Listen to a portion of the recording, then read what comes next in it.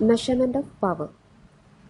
The microwave power inside a waveguide is always invariant with position of measurement, and what we are actually measuring is average power. So mainly power measurement can be classified into three categories. First one, low power measurement. Second one, medium power measurement. Third one, high power measurement. Low power measurement is from 0.01 milliwatt to 10 milliwatt, whereas medium from 10 milliwatt to 1 watt. High microwave power measurement is for greater than 10 watt.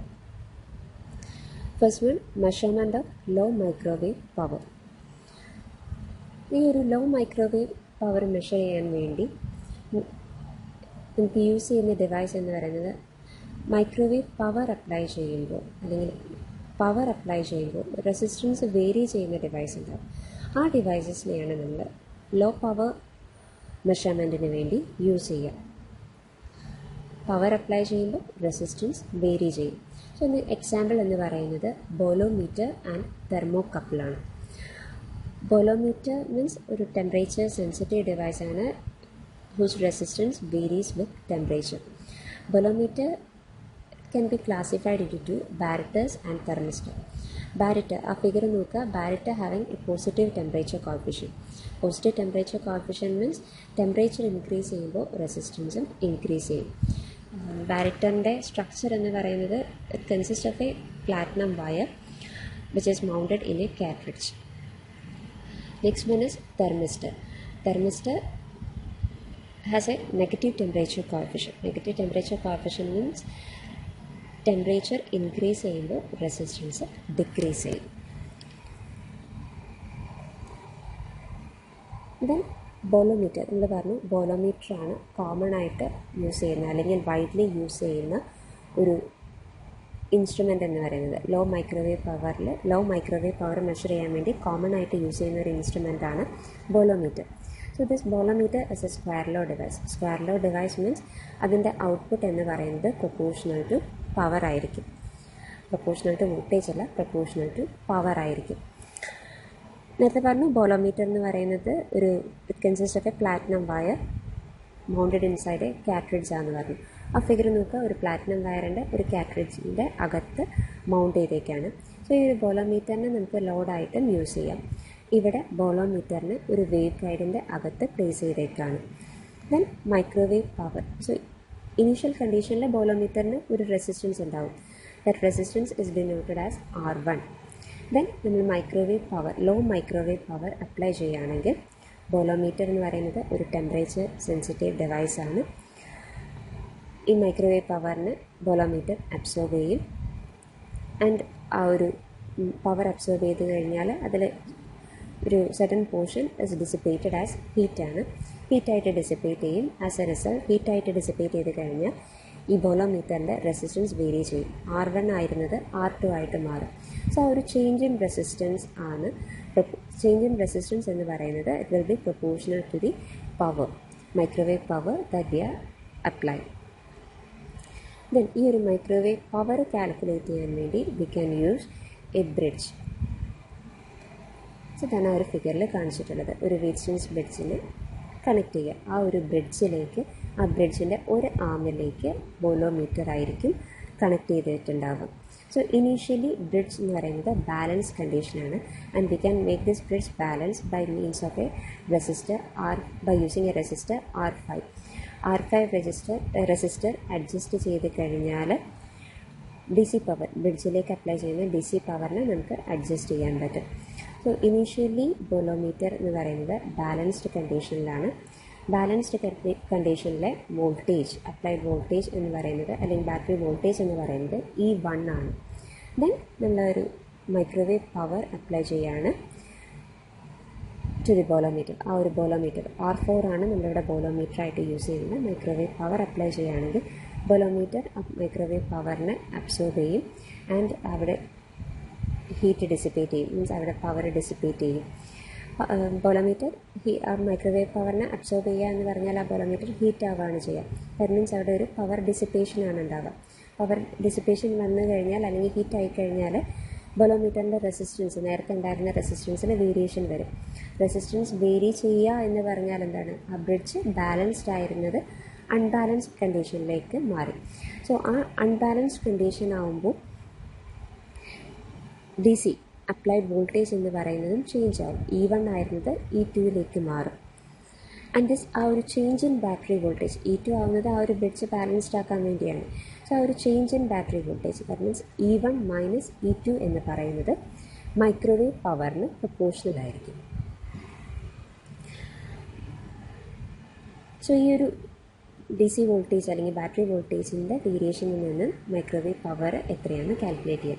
At the same time ആ ഫിഗറിൽ ഒരു detector connect ചെയ്തിട്ടുണ്ട്. So ആ ഒരു detector എന്ന് പറയുന്നത്, ആ detector വെച്ചിട്ട് we can directly calculate the microwave power. Means ആ ഒരു ബ്രിഡ്ജ് അൺബാലൻസ്ഡ് ആകുമ്പോൾ ഡിറ്റക്ടറിലുള്ള റീഡിംഗ് എന്ന് പറയുന്നത് മൈക്രോവേവ് പവർ ആയിരിക്കും. Then comes A second method, measurement of medium power. So medium power measure ചെയ്യാൻ വേണ്ടി കലോറിമെട്രിക് ടെക്നിക്കാണ് നമ്മൾ യൂസ് ചെയ്യുന്നത്.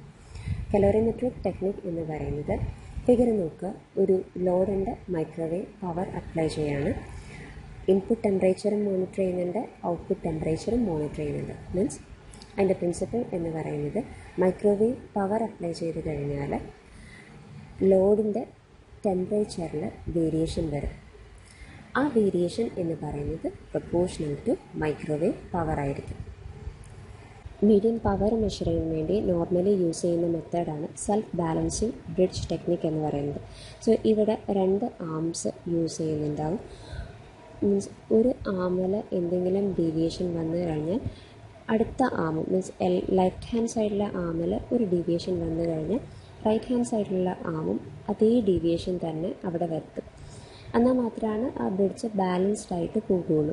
ഇതാണ് ഇതിൻ്റെ മെയിൻ ഐഡിയ എന്ന് പറയുന്നത്. ഒരു സൈഡ് ഇംബാലൻസ് വന്നാൽ മറ്റേ സൈഡും അതേപോലെ ഒരു ഇംബാലൻസ് വരുത്തി ഈ ഒരു ബ്രിഡ്ജിനെ ബാലൻസ്ഡ് ആക്കി കൊണ്ടുപോകും. സോ ഇതിനു വേണ്ടി ഇതിൻ്റെ ലെഫ്റ്റ് ഹാൻഡ് സൈഡ് നോക്കുകയാണെങ്കിൽ ഒരു ഇൻപുട്ട് ടെമ്പറേച്ചർ ഗേജ് അല്ലെങ്കിൽ input temperature sensitive resistor use ചെയ്യുന്നുണ്ട്. റൈറ്റ് ഹാൻഡ് സൈഡിലാണെങ്കിൽ ഒരു കമ്പാരിസൺ ടെമ്പറേച്ചർ ഗേജ് യൂസ് ചെയ്യുന്നുണ്ട്. അതിന് തൊട്ട് താഴെയായിട്ട് ലോഡ് റെസിസ്റ്റേഴ്സ് യൂസ് ചെയ്യുന്നുണ്ട്. ഇൻപുട്ട് ലോഡ് റെസിസ്റ്ററിലേക്കാണ് നമ്മൾ മൈക്രോവേവ് പവർ അപ്ലൈ ചെയ്യുക. ആസ് എ റിസൾട്ട് അവിടെ ഹീറ്റ് ഡിസിപ്പേഷൻ ഉണ്ടാവും. ഈ ഹീറ്റ് ഡിസിപ്പേഷൻ ഇൻപുട്ട് ടെമ്പറേച്ചർ ഗേജിലേക്ക് ട്രാൻസ്ഫർ ചെയ്യും.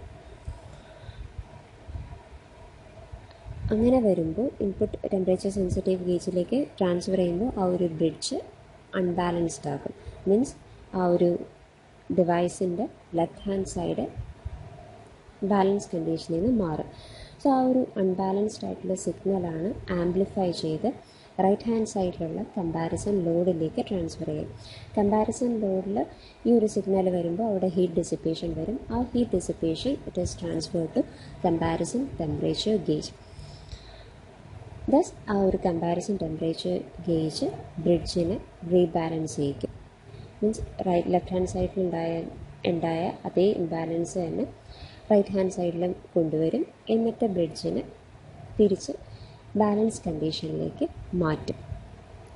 ദെൻ ഈ ഒരു മൈക്രോവേവ് പവർ അല്ലെങ്കിൽ ഈ ഒരു ബ്രിഡ്ജ് ബാലൻസ് ചെയ്യാൻ എടുത്ത ആ ഒരു സിഗ്നൽ അല്ലെങ്കിൽ എടുത്ത ആ ഒരു പവർ എത്രയാണ് നമുക്ക് ഡയറക്റ്റ്ലി മെഷർ ചെയ്യാൻ വേണ്ടിയാണ് അവിടെ മീറ്റർ കണക്ട് ചെയ്തിട്ടുള്ളത്. ഇത് ഞാൻ പറഞ്ഞു, ലെഫ്റ്റ് ഹാൻഡ് സൈഡിൽ എന്തെങ്കിലും ഒരു ഇംബാലൻസ് വന്നു കഴിഞ്ഞാൽ അതേ എമൗണ്ട് തന്നെ റൈറ്റ് ഹാൻഡ് സൈഡിലും വരണം. മീൻസ് ഒരു സൈഡിലും ഇംബാലൻസ് വന്നാൽ ക്വിക്ക്ലി അടുത്ത സൈഡിലും അതേപോലെ തന്നെ ഇംബാലൻസ് വന്നിട്ട് ഈ ബ്രിഡ്ജിനെ ബാലൻസ് ചെയ്യിക്കണം. അതേപോലെ തന്നെ ഹീറ്റ് ലോഡിൻ്റെ നിന്ന് ഗേജിലേക്ക്, ലോഡ് റെസിസ്റ്ററിൽ നിന്ന് ഗേജിലേക്ക് ഹീറ്റ് ട്രാൻസ്ഫറും ചെയ്യണം. സോ ഈ ഒരു 2 പ്രോസസ്സും ക്വിക്ക് ബാലൻസിങ്ങും ഹീറ്റ് ട്രാൻസ്ഫറിങ്ങും പ്രോപ്പറായിട്ട് നടക്കാൻ വേണ്ടി എൻ്റെ കമ്പോണൻസും ഓയിൽ സ്ട്രീമിൽ ഇമേഴ്സ് ചെയ്തിട്ടുണ്ട്. ആൻഡ് ഇത് ഒരു constant temperature throughout maintain ചെയ്യാൻ വേണ്ടി ഈ ഒരു ഓയിൽ സ്ട്രീം ഹീറ്റ് എക്സ്ചേഞ്ചറിലൂടെ പാസ് ചെയ്യുന്നുണ്ട്.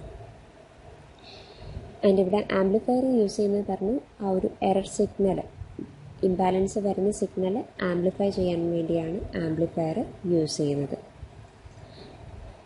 Then the third method, measurement of high power. High power മെഷർമെൻറ്റിന് വേണ്ടി കലോറിമെട്രിക് മെത്തേഡ്സ് ആണ് യൂസ് ചെയ്യുന്നത്. ഇവിടെ മൈക്രോവേവ് എനർജീനെ ഹീറ്റാക്കി മാറ്റും. ദെൻ ആ ഒരു ഹീറ്റിനെ ഫ്ലൂയിഡിലേക്ക് ട്രാൻസ്ഫർ ചെയ്യും. സോ ഫ്ലൂയിഡ് ഈ ഹീറ്റ് അബ്സോർവ് ചെയ്ത് കഴിഞ്ഞാൽ അതിൻ്റെ ടെമ്പറേച്ചറിൽ വേരിയേഷൻ വരും. സോ ആ ഒരു വേരിയേഷൻ, ആ ഒരു റൈസിങ് ടെമ്പറേച്ചറാണ് നമ്മൾ ഹൈ പവർ മെഷർമെൻറ്റിന് വേണ്ടി യൂസ് ചെയ്യും.